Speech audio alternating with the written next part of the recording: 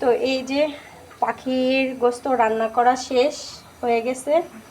তো এর আগের শর্ট ভিডিওর মধ্যে পাখি কিভাবে কুটলাম রান্না করলাম সেটার ভিডিও আছে। আর এটা হচ্ছে গিয়ে পুরো বড়ি ফুল ভিডিও রান্না কমপ্লিট। এখন হচ্ছে গিয়ে একটু চিকেনটা ভাজি করব। চিকেনটা ভাজির জন্য একটু পেঁয়াজ দিয়ে দিলাম। আল্লাহ ধোয়া। তো ভাজের মধ্যে একটু ধনিয়া গুঁড়া দিব, একটু হালকা হলুদ গুঁড়া দিব,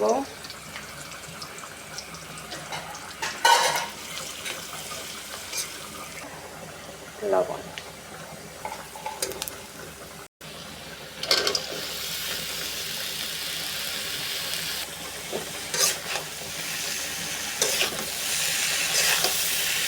এই চিকেনটা ভাজির মধ্যে একটা ডিম দিব।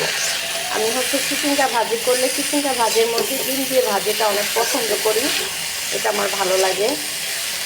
আর এই কড়াইটার মধ্যে রান্নার কারণ কি, এই কড়াইটা হচ্ছে যে আমার অনেক পুরানো কড়াই এবং অনেক তেলতেলে কড়াই। এটার মধ্যে ভাজিটা নিচে লেগে ধরে না, এই জন্য এটার মধ্যে ভাজি করতে আমার অনেক সুবিধা হয়।